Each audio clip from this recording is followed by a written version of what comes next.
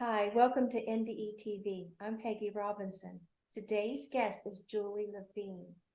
And we were just chatting and I realized I remember seeing her on TV telling her story. And I had never forgot her story and I didn't connect it until today. So I'm so thrilled to have you on, Julie. I'm really happy to be here, Peggy. Thank you so much for inviting me. So I'm just going to let you start wherever you like and take as long as you like. Sure. In 1990, I was 31 years old, and I was working for the Bronx Borough President, Fernando Ferrer. I was his Director of Health and Human Services.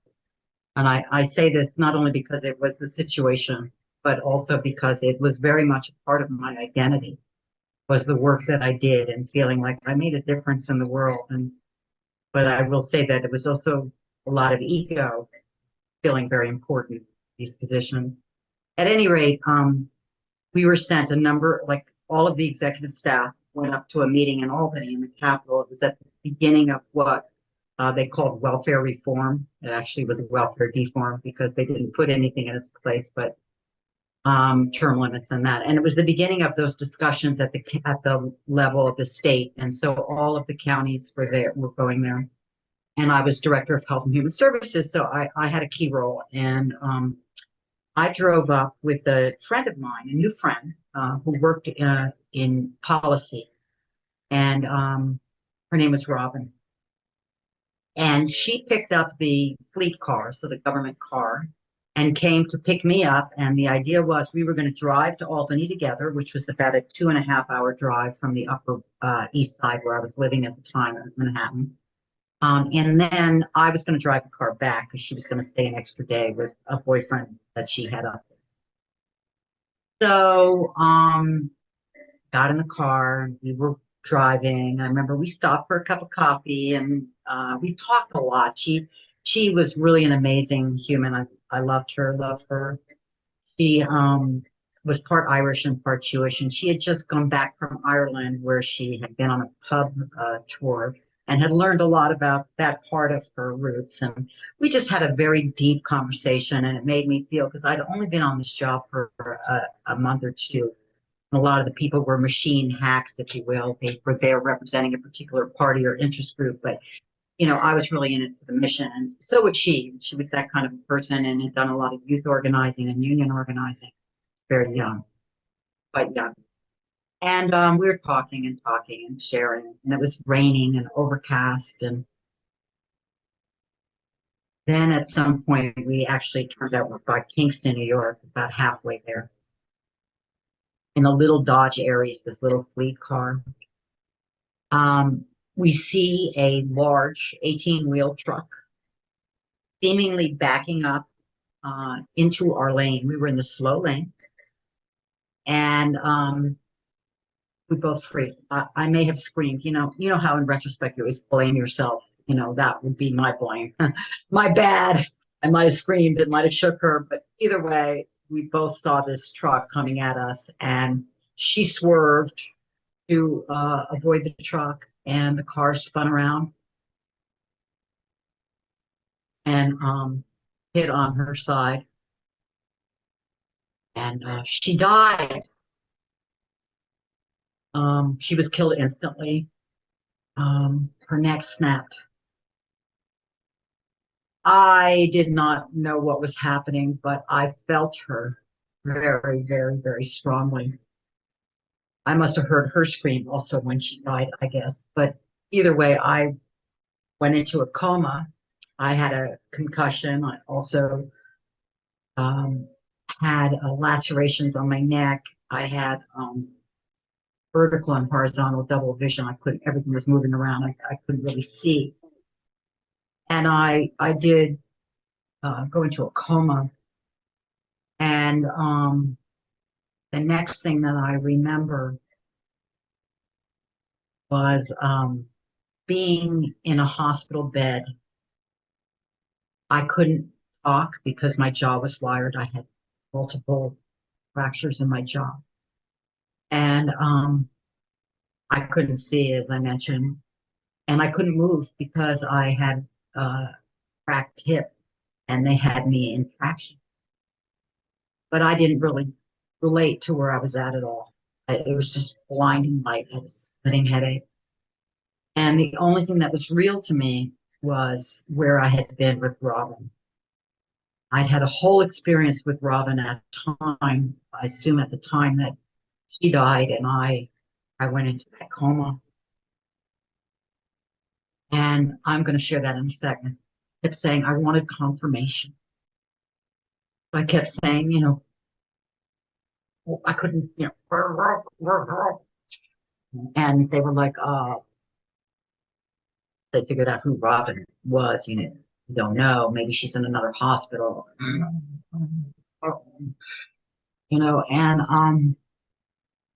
anyway, I was trying to make sense of it all. And then because I was in so much pain, my parents hired a private nurse to stay with me in the hospital.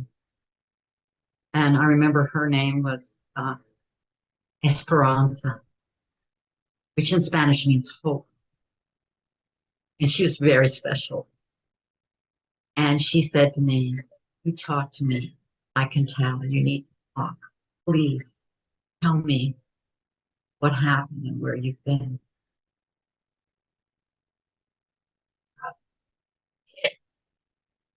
Crash.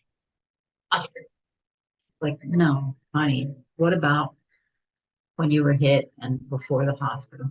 Do you remember any? And that just opened me right up. He said, well, yes, we were in a tunnel. It was a cave tunnel. It was a cave because it had rocks, rock sided, but it had moss. But it was a cave that was also kind of a tunnel because I could see light coming in from both sides at a distance. And I was in this cave tunnel with Robin, and who was my only friend then. And there was a presence there with us. I want to say that for me, it was kind of ethereal, but shadowy. But if I had to give it a shape, I would say it was larger than us, larger than life. Maybe had some attributes to human form or something, but not really. And it was and it felt very wise and very loving. I had no fear. And it was communicating with both of us. But we weren't able to hear each other's thoughts, but we were both able to, it wasn't words, it was communication in another way. And it was sharing that we were going to go someplace very, very, very far, very, very beautiful. Nothing in our life experience would prepare us for it. Nothing we had ever experienced. And we were going to be very happy there. It was going to be very beautiful. But one of us was going to have to come down. And that was going to be very painful. And only one of us, I don't know if it was only one of us was going to have the strength to make the trip, or if one of us, whatever, had to make the trip. I don't know. I mean, honestly, at the time, I was neither here nor there, but I felt like I wanted to live. And then immediately I felt very guilty. What made me more deserving than my friend? What a beautiful life. And also, she's younger than me. I was 31. She was in her, 27, I think, 27 or 28. And, but that became irrelevant because then at some point there was time there. So there's no time as we understand it. I'm going to go back for a minute afterwards, but let me finish sharing this. So, we were like catapulted. I don't know if the tunnel cave ship angles felt like we were catapulted up and through and into the air and into like really high up. There's no body per se. And where we landed, no body, no pain, no memory of life in that way. just pure light, pure love. Everything was connected. All the energy felt all connected. And also I felt it was kind of a soft, warm, like comfortable temperature water also flowing through in between. It was very magic. And the only thing that I was aware of there, Peggy, that was distinct was the energy that had been my friend, been Robin, and my energy. I felt a flow between us. I felt the connection of light and energy between us. And I could feel her peace. That I am so very grateful. Now, if I had had a chance to reflect when I was up there in the light, I would never have wanted to come down. There would have been no reason to come down. It really felt like the logical next place where we would always want to be, like Nirvana or, something very wonderful. Uh, but then the next thing I remember, I was in this pain body, as I mentioned, having trouble seeing, feeling a horrible headache and unable to move or talk or anything.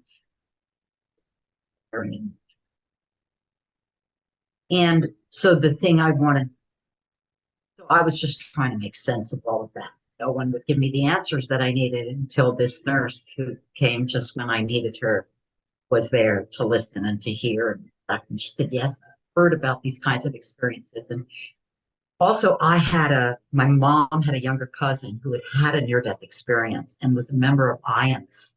And she had told me she had a near-death experience. She'd written about it.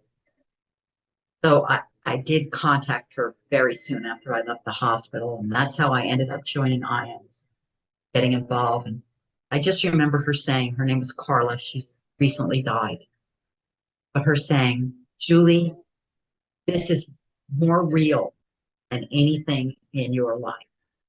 She said, and they will be wanting to make it go away. They will be wanting to say, get it over with. That pain is behind you. Move on, But she said, please, you never move on. Never forget.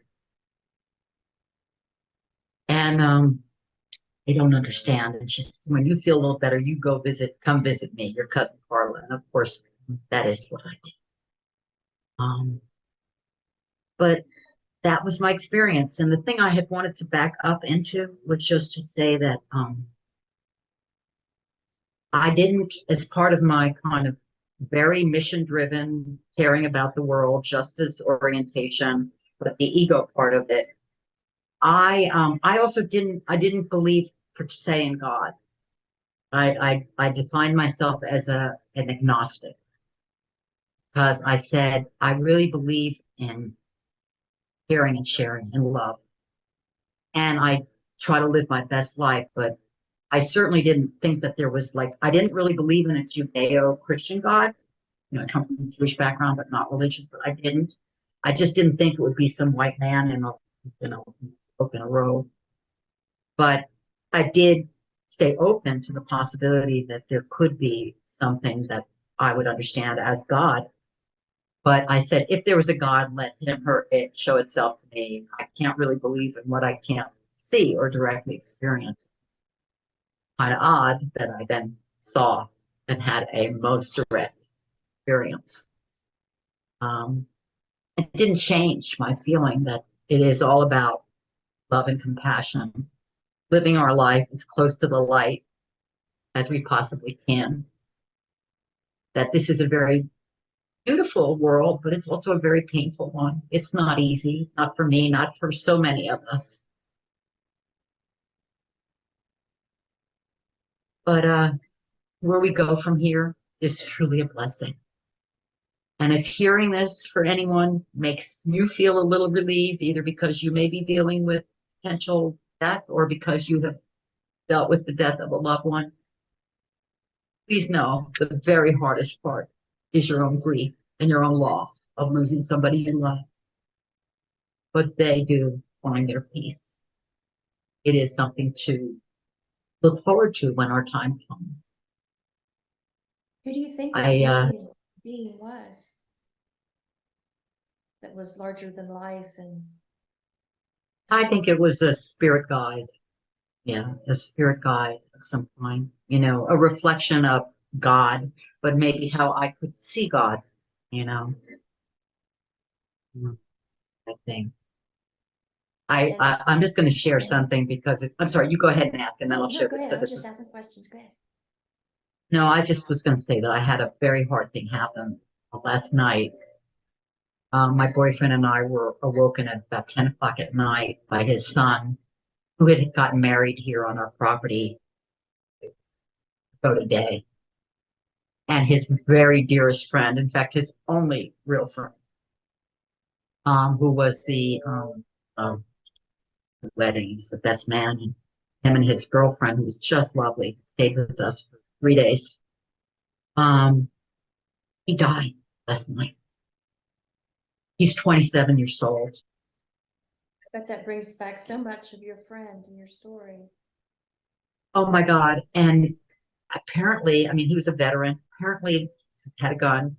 Apparently, they had done like some kind of a mushroom trip, and it was a very intense magic mushroom trip. Him and some friends, and his girlfriend at some point went to bed, and the others were up, and now the gun got taken out, and they were like, I don't know what they were doing. It was like wasn't supposed to be. It wasn't like he committed suicide, but somehow he ended up.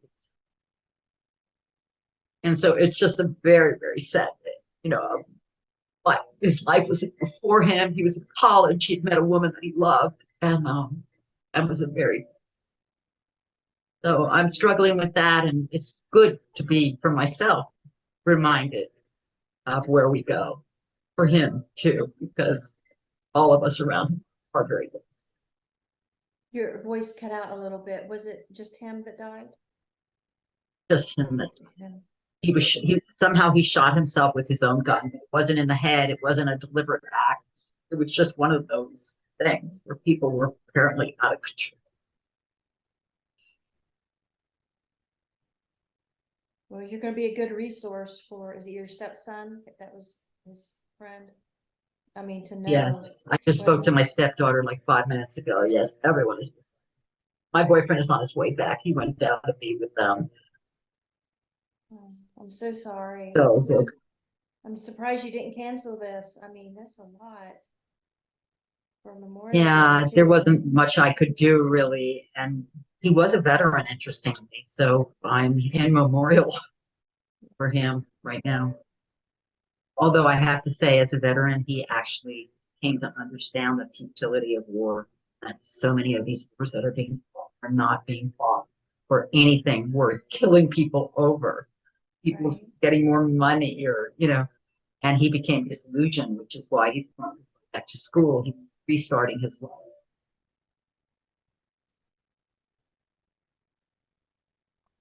You're cutting out. I don't know why. Just I like said, so how that could happen? I said, but it does happen. Yeah, um, in about 2012, I became affected. I was doing some activism with the Occupy Wall Street movement, and I was a part of the Occupy Wall Street, Occupy LA, and I was sleeping in a tent and everything else. And I became sick from wireless. I was using my cell phone for everything. It started like pulsing me, and the police were using scrambler software, different kind of equipment to break up the protests. And I was affected by it. I got very messed up, and since then I can't really tolerate it. And um, I was living in Topanga Canyon in Los Angeles County, where I really loved. I was there for 22 years, and they put small cell towers all around my home. And also they had pretty much rigged up the whole town, so there was really no place I could go and be safe. So I had to move. So I moved into the mountains in the Sierra Nevadas, and I have a satellite connection, but I have it coming in from an Ethernet cable into the house, and that may be why occasionally, I lose signal and things like that. I'm in a very, very rural location. You had mentioned early on about being, I think you said a director, human services, health and human services, or I was director of health and human services for Fernando Ferrer, who was then the Bronx borough president. Then I went on to become director of social services for Mark Green, who was the public advocate of New York City, second in line to the mayor. It was the replacement for the city council president when they eliminated the board of estimate. I did a similar job there, but my experience honestly, after Robin died, when I finally did go back to work, the borough president would let me take naps on his couch, and I would get very, very tired. The head injury was hard too, and but everybody was grieving. Everybody was so about Robin's loss, and it was just always a constant reminder. Yeah, at some point I did move on to another. Were you, Also, yeah, were you able to go ahead. share your experience with Robin's family?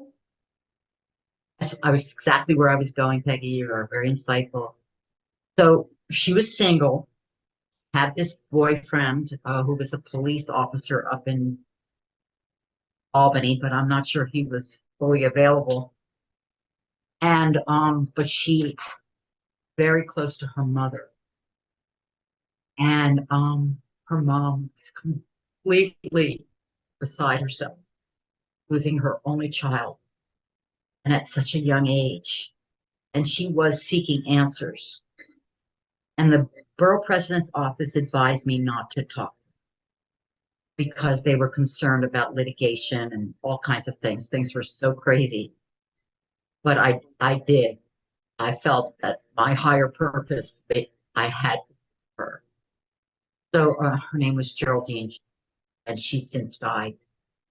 But I met her for lunch, and I shared with her the experience.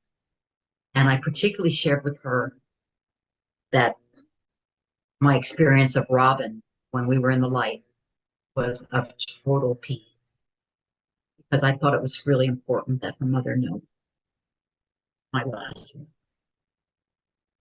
And she got a lot of, it did console her. I mean, clearly nothing, and but it did, and I never regretted doing that. Although at the time it was still so painful, and as you can see from my response today, it is a very emotional thing. Yeah. It's never stopping. Well, she was You know, fortunate to have such a close friend to be with her. And well, we were new friends, but we were really good friends. We had lunch together every day. She wanted to pick my brain because I knew a lot about, welfare reform and child welfare and family support and all of these different areas. And she really wanted to learn it. And I just loved her energy and her zeal and her drive. She was just the most beautiful human. And it was just, it was just that kind of a loss. But knowing that she is in peace has made, the world of difference. that's my background, is child welfare mostly. And I'm still trying to get changes, and I think I'm in a losing battle. Such a bad system. And which system are you dealing with? The municipality? Right now it's Washington County Children's Services in Ohio. They have our grandchildren in custody. It'll be a year in July, and we want kinship care, and they asked us to take kinship care.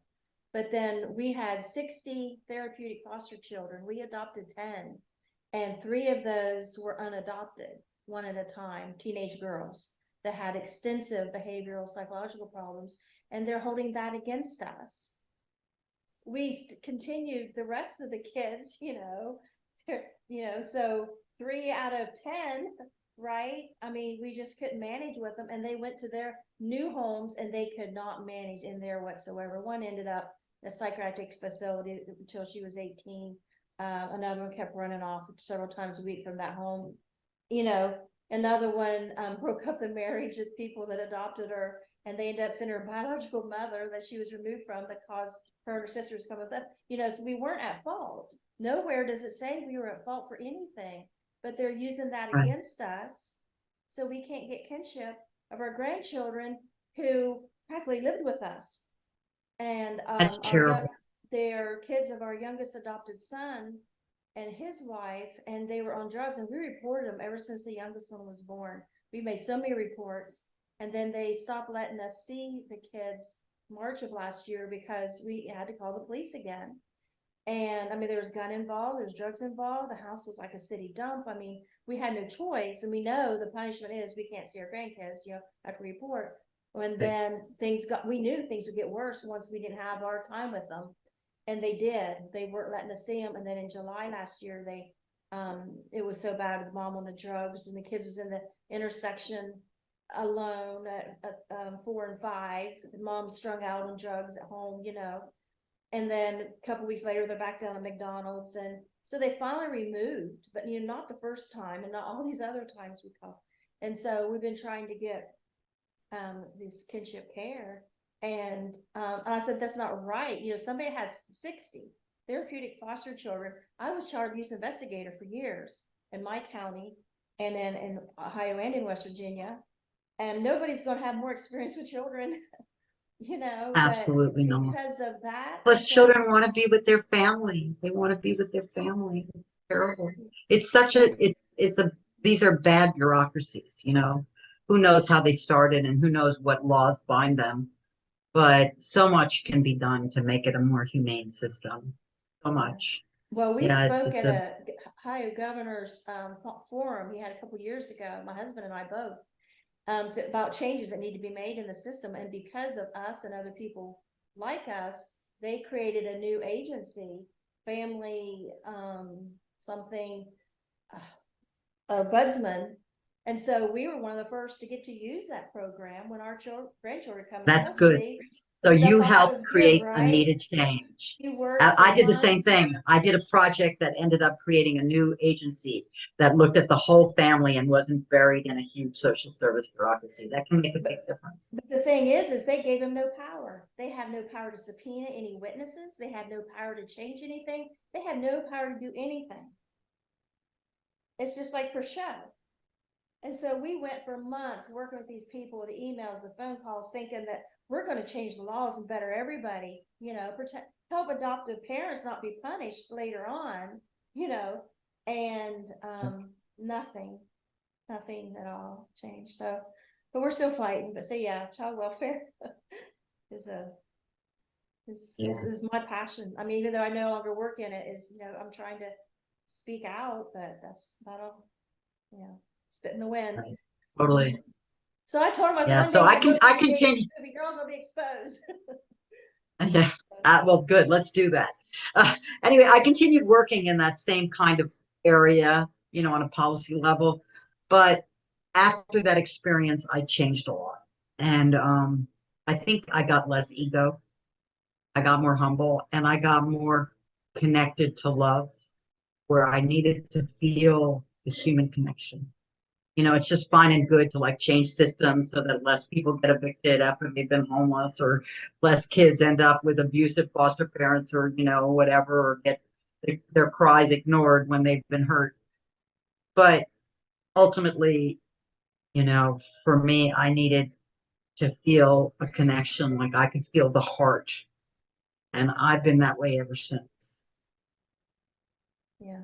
Is an experience. Now, would you say that you had a near-death experience, or are you calling this a shared death experience with Robin, or how do you frame it? I had a near-death experience. I actually did code. I wasn't breathing when the paramedics got to me, but they got to me very quickly because there was a hospital in Kingston, and we were literally maybe, I don't know, 100 yards away.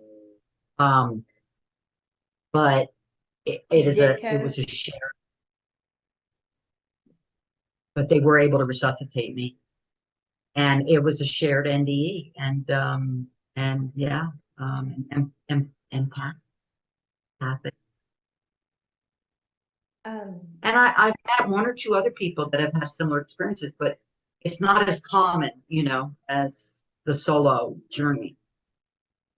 The shared death part reminds me of Jeffrey Olson's story of his wife, where she said, I don't know if you're familiar with Jeffrey Olson, and the name's familiar, but no. Okay, they was in a car wreck, and she died, and their infant boy died, and they had a boy in the back. He was not very hurt, but Jeffrey, the husband, died, and they were in heaven together. And she said, "You got to go back. You got to take care of Spencer, the other child. He'll be an orphan." Right. And so, I mean, that was like that they, started to go through this tunnel, and she's like, "Oh, you go back down there." And when I went on the Montel Williams show, there was another woman on there who had a dark NDE. And she had a child, but she was really trying to escape a lot of pain. And she was told, no, you do need to come back. You cannot, you cannot move on into the light. You must, child, now. So, Yeah, I I didn't don't know know. why I came back. I wish, many ways I wish I didn't. I mean, I really liked it there. I feel this is a very wonderful place to go. I want to go when I have the opportunity, but You had to I'm share pretty the clear that, story. well, I guess that's at least a part of it. Yeah. And now with your Um, stepson, I mean, you're going to know exactly what he's going through. Absolutely. Absolutely devastating. And maybe I'll just share this interview with them too. That would be perfect. Yeah, because There. that, I mean, people are going to focus on the tragic death and not realize what they're experiencing on the other side. Exactly. That's what people And forget. I do. The other thing I just want to share is I have spoken at like bereavement groups. There was one in particular that I really striking. It was a bereavement group that was actually, believe it or not, in Kingston, New York. And which is where I had my accident. So I thought that was so weird when I got this phone call saying, I saw that you were on the speakers list and you had a Westchester area code. So I thought maybe you were close enough that you would consider speaking to our group. Well, it turns out that this bereavement group, there are about 50 people there. It met in a church, but it was non-sectarian. And there are about 50 people there. And all of them had lost children. And I felt like, oh my God, what could I possibly say to deal with like the pain, the intensity of what it was,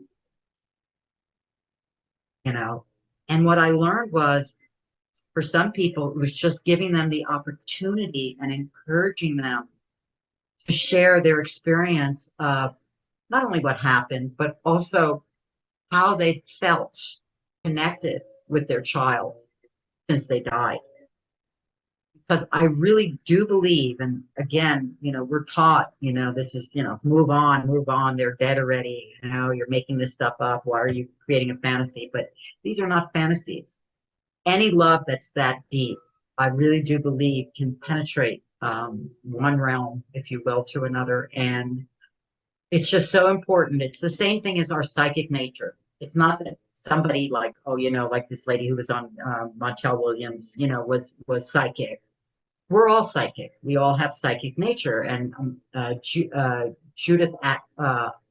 Orloff, who has had a near-death experience and is a psychic and is a psychiatrist, really described it well. I took a course with her a number of years ago, and it's about getting in touch with your psychic nature. And what she says is psychic nature is empathy, intuition, deja vu, predilection, intuition, all of those things in combination equals psychic nature, particularly when they are in balance.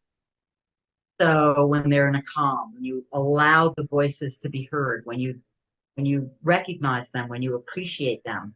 So what I've been able to do is tell people, like these people who've lost their children, yes, that voice that you heard, that goose that you saw, that rainbow encircling the sun, these things were all real. This was your child telling you, Daddy, Mommy, I am here. I am okay. Please believe that voice and go to wherever you feel inspired, whether it's, for me, it's in nature, but it could be wherever that person feels a sense of peace, and just let it in. And when it comes, don't reject it. I had a very small shared death experience with my ex-mother-in-law. She had passed and I got there right afterwards. And my ex, he's a family of 12 kids, a big Catholic family. He said, after the kids see mom, he said, you can go in. So I took my daughter-in-law with me and held her by the hand to come with me. And one of his sisters and his brother and his wife was in there. And, you know, since my ex's family, I'm kind of self-conscious, but I really wanted to like say my goodbyes to her. And when I walked in, I put my hand on her arm and kind of like mentally just said, hi, Maxine, you know, hi, Mary. And I did not expect this. It was like picking up the phone and she's talking. There was this telepathic Right. chatter, automatic. And I'm trying to keep a stone face because I want to go, ooh, you know, because my ex-in-laws are like looking at me. And so I'm trying to keep my composure. And she's like, she wanted me to bring her back. I'm like, as if I can bring somebody back, you know? And so telepathic, I'm saying, Mary, you fell and broke your hip. You had a massive heart attack. You had a beautiful death. All 12 of her kids was around her singing the Catholic hymns and the Catholic prayers. And, you know, there's nothing here for you but pain. And, you know, maybe be alone next time when you die after all this pain. I'm saying all this stuff like real fast because she's like clinging to me, like, bring me back. I don't want to go. And I'm saying, don't you see anybody there? Like your husband, your siblings, your parents, is anybody there? You know, go find somebody. I'm like, oh. And it was just that I didn't know what was going on. I didn't expect this. And, you know, it was years later before I started hearing shared death experience. Like, wait a minute, is that what it was? Right. Yes. Oh, the other thing is sometimes a shared birth experience. Um, I found out not that long ago that my mother, when she was giving birth to me, had a light experience, and she wrote a poem about it. Leaping up into the electric blue, your father and I, the divine, you know. And so I think that, you know, I've had a couple, you know, I think we both had that together. I had my umbilical cord wrapped around. So my mom was very early on having natural childbirth, and she had it. And she saw the look of alarm on the nurse's face, and said, "It is the placenta blue," or something. I said, "Yes, it is." And so she pushed extra hard and fast so I wouldn't have brain damage. So before the shared death experience, did you have other experiences? Were you like a spiritual child or intuitive? Well, I'm saying that being born, I think while I was being born, I had a near-death experience. I almost died, and my mother experienced it in a way that it was all about the light and everything. And I think I was a part of that. And then I had my second one in 1990. I had another spiritually transformative experience. In 2004, I was in my then Jeep Liberty, and I was hit by a camper shell that came off of the Silverado truck bed on the 101 freeway near where I live. And the tires blew on the truck and went smashing up against the center median, and the camper shell lifted off, the chain broke and went over the median of the freeway through the roof of my Jeep onto my head.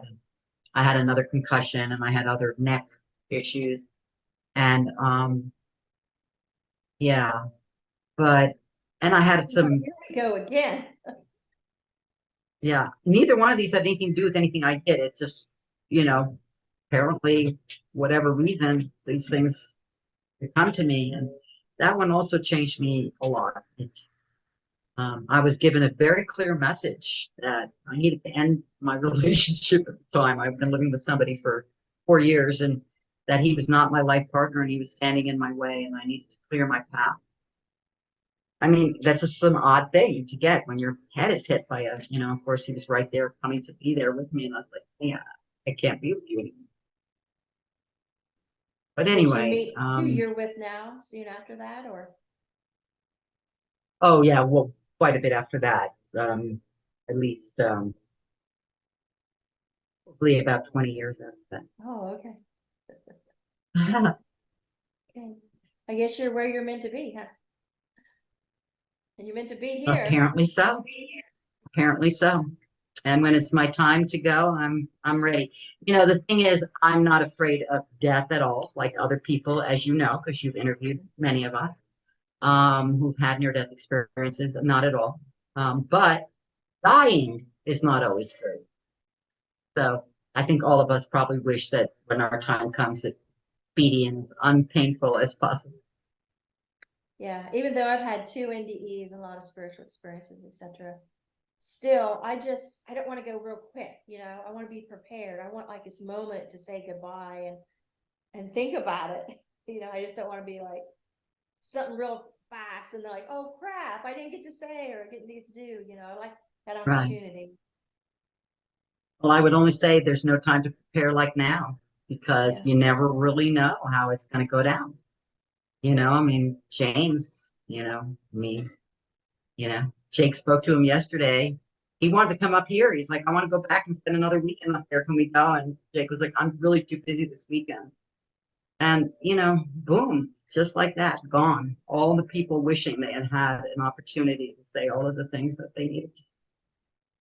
Do you have children? So, not yet, but he had a girlfriend who he adored that he actually had known for over 10 years, and they'd been together for 4, but they had known each other from school, and they were planning for it. Very young. Sad. So you guys, Now, yeah. is this local? Like you'll be able to go to the funeral or? Yeah, he lived in Fresno, California, which is about 2 hours from my boyfriend. What a weekend. I mean, everybody remember Memorial Day. Remember him. Absolutely.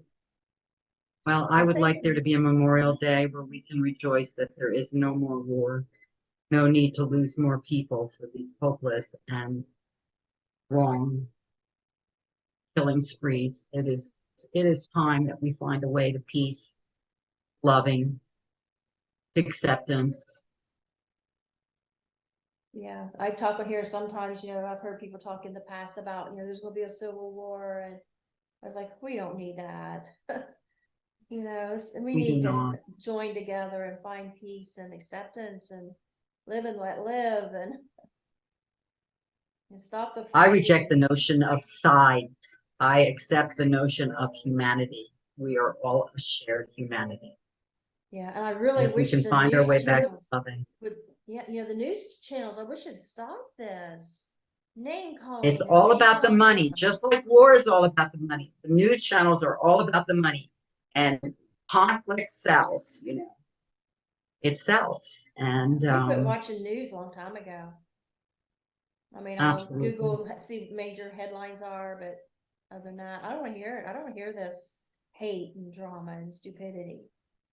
And the polarization of the 2 so-called sides, it's just really unclear to me. I mean, sometimes it's clear with certain people, you can see, but neither party is a reflection of humanity. They're both a reflection of money, corporate interests. They're not about us.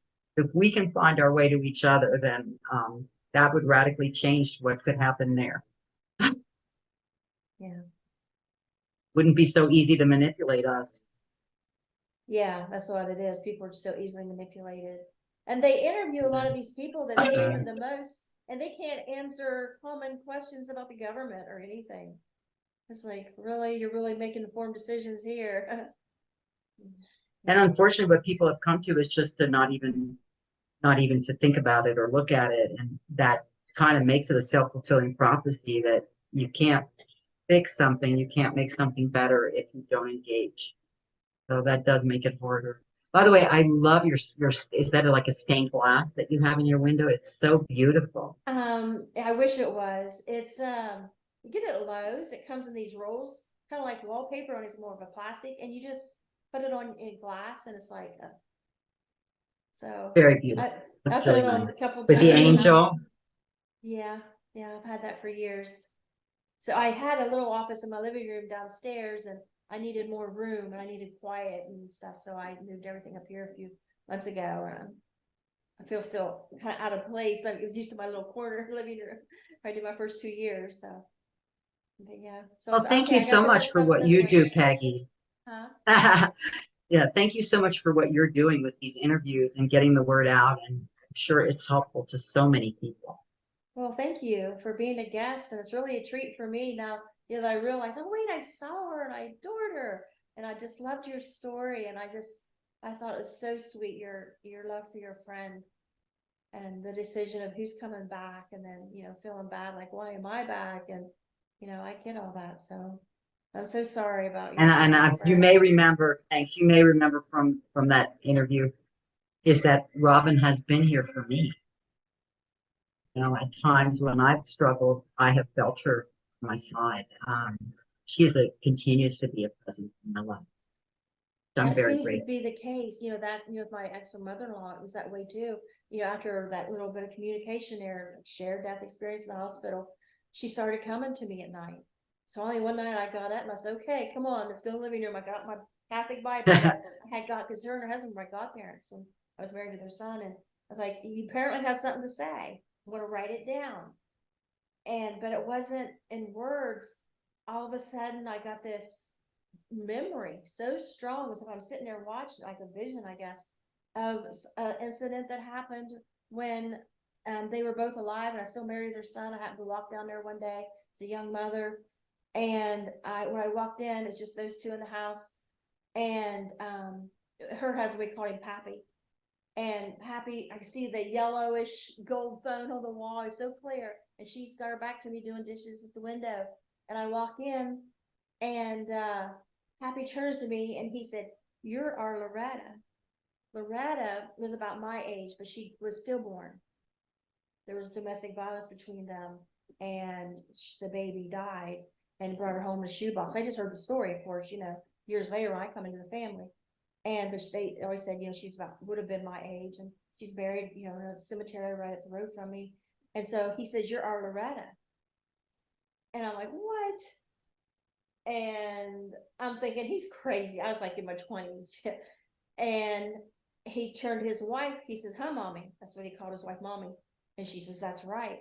And he said, "We love you like a daughter. You look like you could be one of our kids. And me and mommy, we agree. You're our Loretta." In my mind, I'm thinking, not their dead daughter that died stillborn. I didn't get it. I wasn't spiritual. I was only in my 20s. I scoffed at them and turned and walked out the door. This memory come back, and I could see it now for its beauty. It was just saying, "We love you like a daughter." That's all it was. We love Right. you as if You you can were feel that her daughter we presence love. through her. Yeah. We can feel her presence through you. Yeah. And I love them like the parents I didn't have, And so for them to show me that, it was just like they were letting me know, like they had 12 kids, like I was their 13th. I was the daughter that died at stillborn. I was, they loved me like a daughter. That's all it was. And now I could accept it. I was like, oh, and it really meant a lot to me. I wrote it down in the Bible, and it was a long time ago. And so, but every now and then she would pop in and say something to me, and I'm like, "You got to stop doing this. It's driving me crazy," because I wasn't spiritual then. I wasn't even accepting my NDEs as real. I was still pushing everything out of my mind. I had nobody to talk about this, and I have a sister who's mentally ill. I didn't want to look crazy like my sister, and back in my days when I was accepting, I didn't embrace it. Now I embrace it, and I really appreciate it. Well, So I'm really thank glad we you. had a chance to meet. Yeah, you bet. I Thank feel you. very honored to have met you. It's I all right. feel the Thank same, you. Peggy. Thank you very much. I'll All right. get this ready and send it out to you later today. Sounds great. Thank you so much. Big heart for you. Bye-bye. All right.